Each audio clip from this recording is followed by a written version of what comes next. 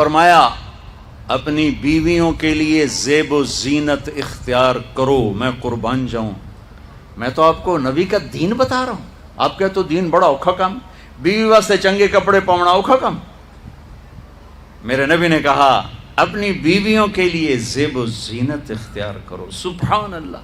عورتوں سے کہا، واہ واہ، قربان جاؤں، اشارتاً ہمیں مردوں کو صراحتاً، عورتوں کو اشارتاً، اپنی بیویوں کے لیے زیب و زینت اختیار کرو۔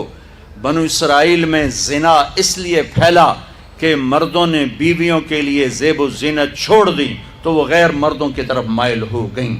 اور پھر عورتوں کو فرمایا کہ خامدوں کے لیے تیار ہو۔ کیسے؟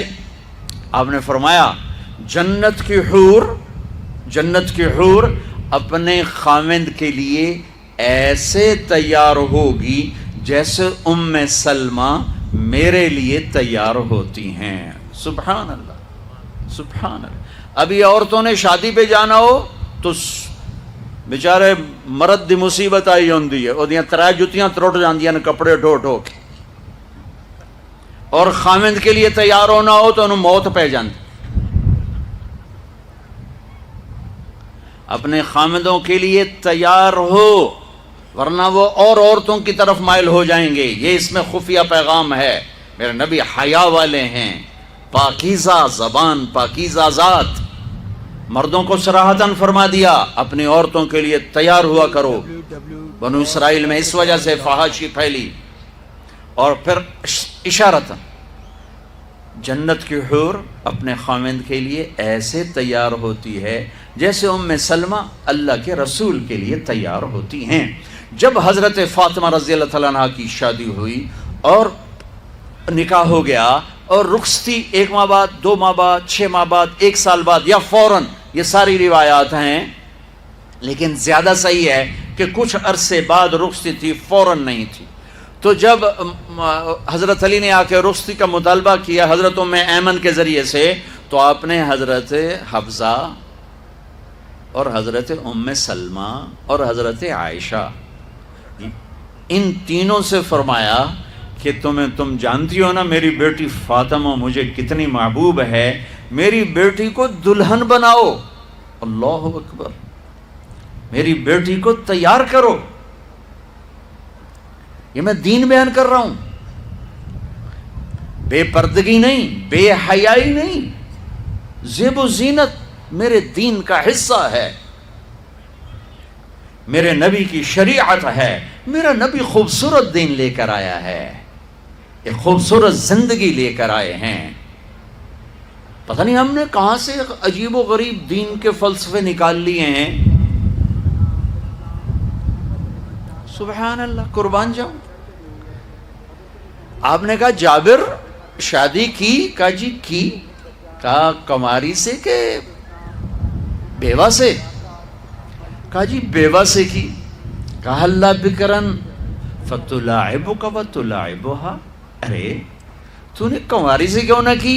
وہ تجھ سے کھیلتی تو اس سے کھیلتا۔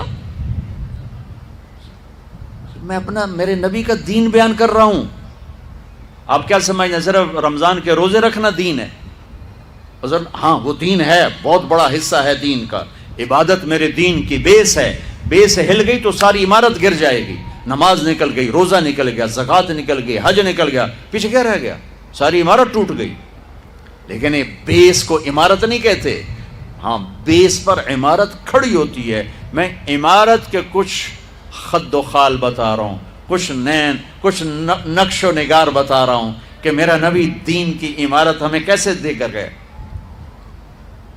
کبھی آپ نے میلا کپڑا نہیں پہنا، پرانا کپڑا پہنا، پیوند لگا کپڑا پہنا، میلا کپڑا زندگی بھر نہیں پہنا، زندگی بھر۔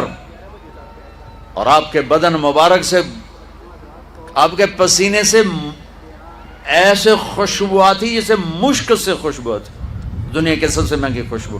آپ حضرت ام سلیم کے گھر میں آرام فرما رہے تھے دوپہر کے وقت، تو آپ یوں کر کے سوئے ہوئے تھے، یوں یہ کوہنی آگے نکلی ہوئی تھی۔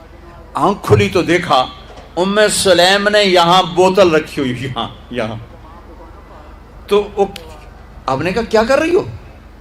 تو تو وہ کیا تھا، چونکہ گرمی، پنکھے تو ہے نہیں، پسینہ یہاں سے نیچے گر رہا تھا، ام سلیم نے نیچے بوتل رکھی ہوئی تھی اور وہ سارا پسینہ اس کے اندر جمع کر رہی تھی۔ کہا ام سلیم کیا کر رہی ہو؟ کہا یا رسول اللہ یہ آپ کا پسینہ اکٹھا کر رہی ہوں، یہ مشک سے زیادہ خوشبودار ہوتا ہے۔